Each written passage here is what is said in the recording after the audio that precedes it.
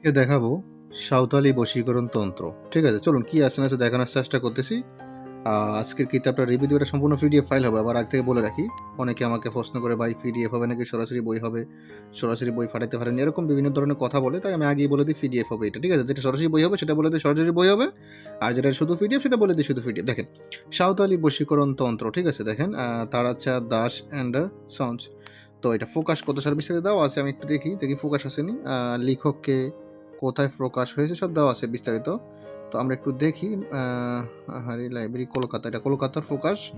আমরা একটু আরও দেখি। দেখেন এখানে সূচিপত্র দেওয়া আছে, বশীকরণ আছে, ভান আছে, শর্টকট আছে, জিরাফড়া আছে, জারণ আছে, বিভিন্ন ধরনের কাজ আছে। কাজগুলো আপনারা দেখতে পারতেছেন।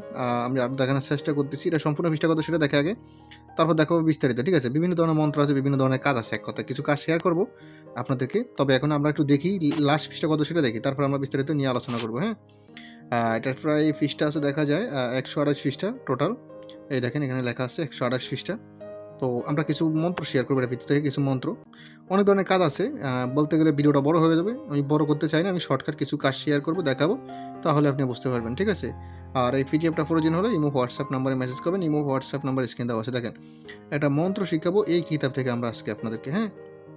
কি শিখাবো দেখি। মাঝে মধ্যে কিছু ঝাপসা আবার কিছু ক্লিয়ার আছে মোটামুটি। তো ঝাপসাগুলো বাদ দিলাম, ক্লিয়ার থেকে কিছু একটা কাজ শিখাই। ফ্রাই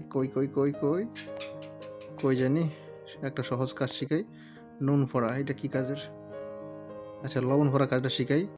নুন সিন্দুক নুন, এ নুনকে ফোরে ঈশ্বর মহাদেব ফোরে, ঈশ্বর মহাদেবের আজ্ঞায় গুরু ফোরে, গুরুর জ্ঞানে আমি ফরি, এ নুন ফোড়া দিলে ঠাইয়ে করিবি বস, কার আজ্ঞে কাউরে কামাক্ষে মায়ের আজ্ঞে, কার আগে হারের জি চণ্ডীর আজ্ঞে, অনুষ্ঠান তর্জনী অনুষ্ঠ ও তর্জনী ও বৃদ্ধা এই তিনটা আঙ্গুলি দ্বারা সর্জন লবণ উঠাইয়া লইয়া ৩ বার মন্ত্র পড়ে ফু দিয়ে প্রাণপূর্বক পেট কামড়গ্রস্ত রোগীকে খাওয়াইলে সাথে সাথে ভালো হয়ে যাবে।